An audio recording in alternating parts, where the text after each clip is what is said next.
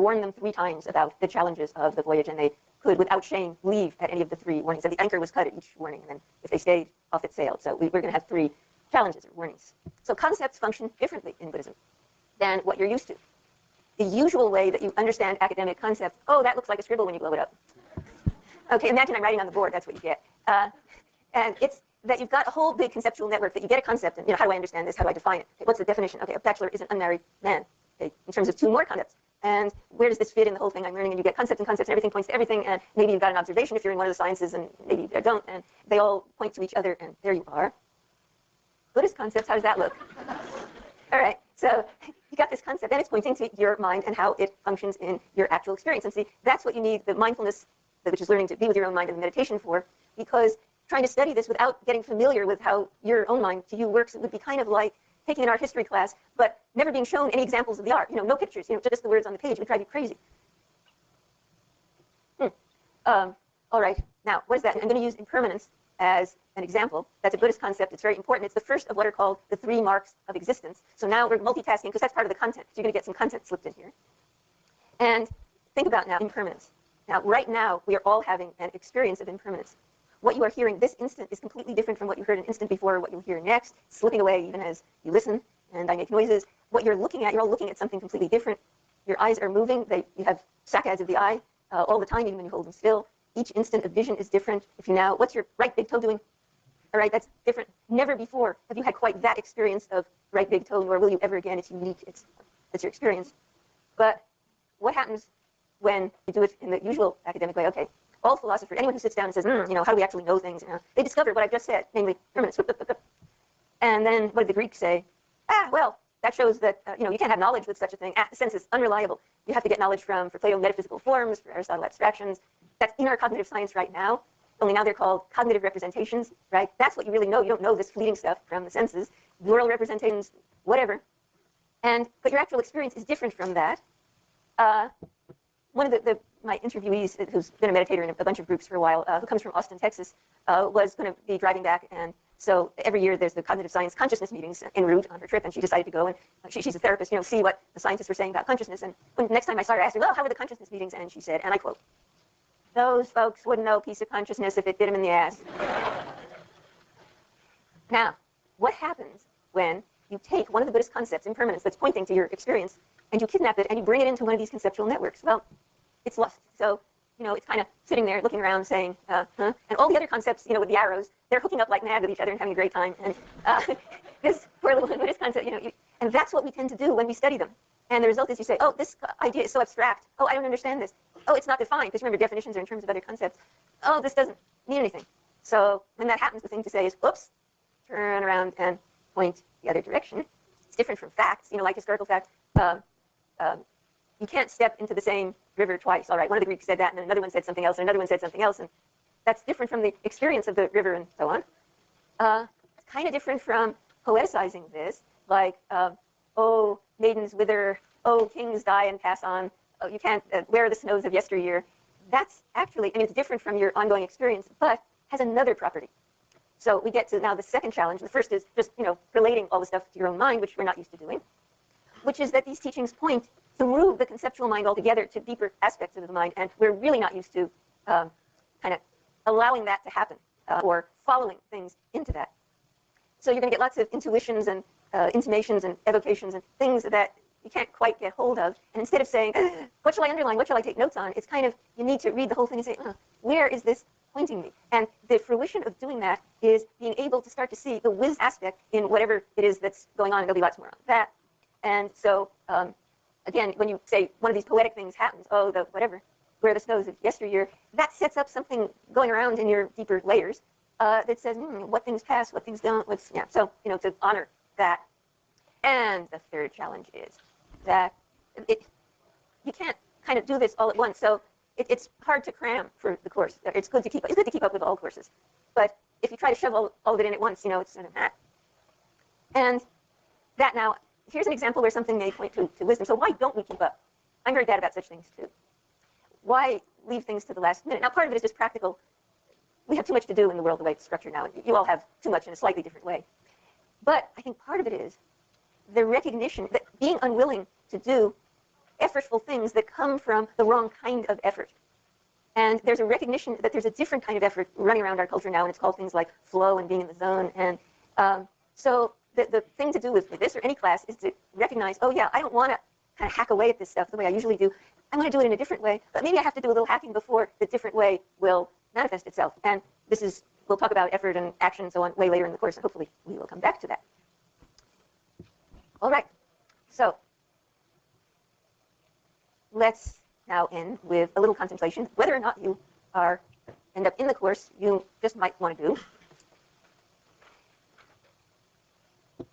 Okay, you know the ads, it's 10 o'clock, where is your teenager? Well, okay, where is your mind?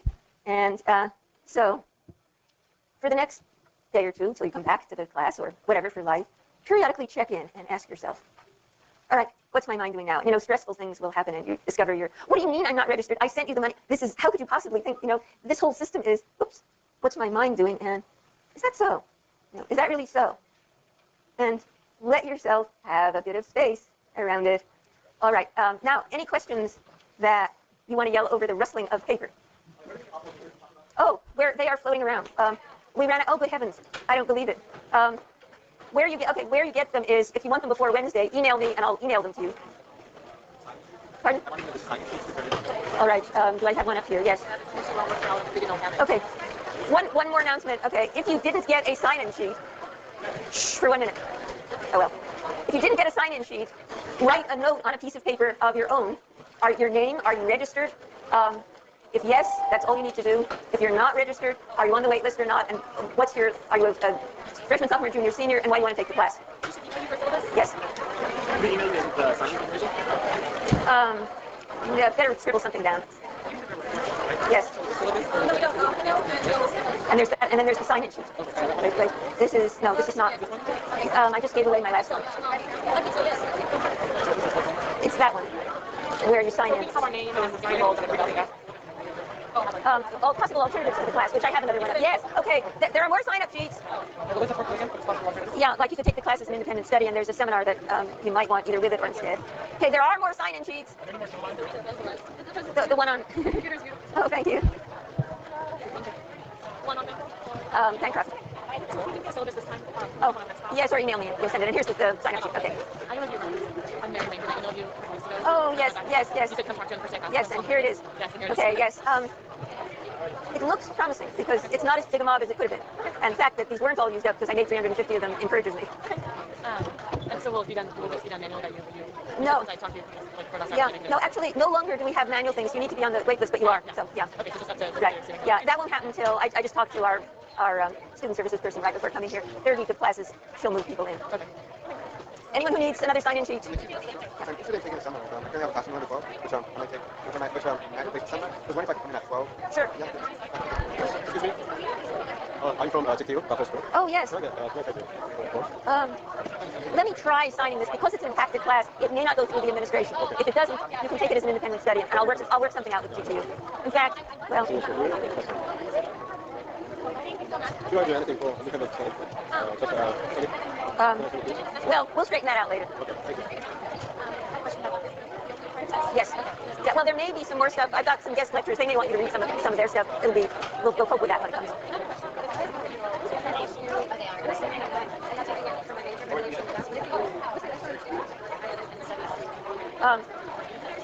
That gives you, it's pass-fail, so you can only take a limited number of those.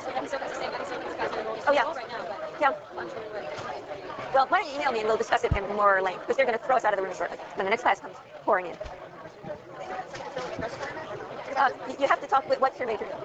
You have to talk to them about it. And one option that some departments honor is that you could take it for an independent study and get a shadow grade where you do everything the other people do, and I grade you. And the grade doesn't appear on your overall transcript, but it goes to your department, and they say, all right, it fulfills our requirement. Cognitive science and Asian studies allow that. So just ask. Well, if you're doing it for the shadow grade, you just do what everyone else does. This is because of fire laws that they just cut off the amount of enrollment for 107. This is the way I'm speaking in a few more people.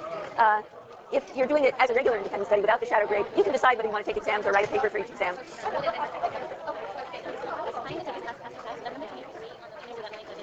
Oh, well, that might work for you.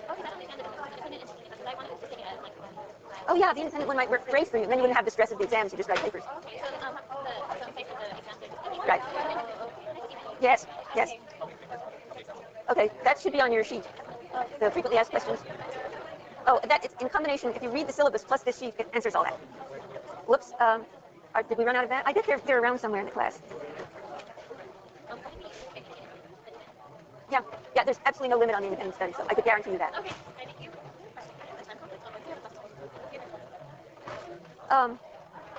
Well, for many, I don't know. And the reason I don't know is that I don't know whether they're going to capture things like I have visuals for some of them. I don't know how well it'll do that.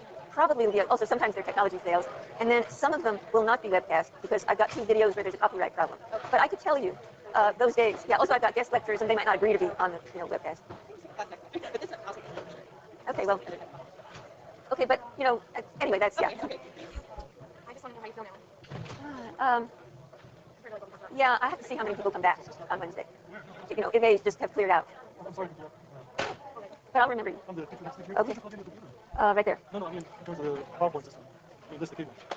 This guy. Did you plug that in? Oh, you see, my class is being webcast, so somebody came and he did it. Okay, where did, I think it goes somewhere in that panel. It does. Oh, okay, you can show this guy. Okay, have it changed. Yes, yes.